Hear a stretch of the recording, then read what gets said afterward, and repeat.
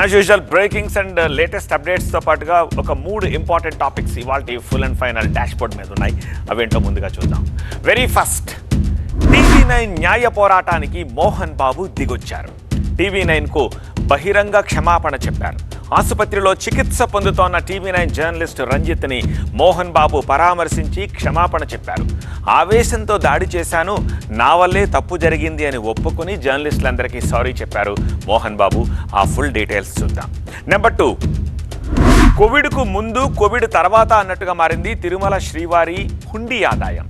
స్వామివారి హుండీ ఇన్కమ్ దండిగా పెరుగుతోంది. ప్రతి నెలా పెరుగుతూ పాత రికార్డులను తిరగరాస్తోంది. ఆ హుండీ లెక్కలు డీటెయిల్డ్గా చూద్దాం. నెంబర్ 3, అక్కడ ఒకప్పుడు ఊరుండేది. ఆ ఊరు కాస్త ఇప్పుడు ఏరుగా మారిపోయింది. ఏటి మధ్యలో కొలువైన దేవుణ్ణి దర్శించుకోవాలి అంటే భక్తితో పాటు సాహసం కూడా చేయాల్సి వస్తోంది.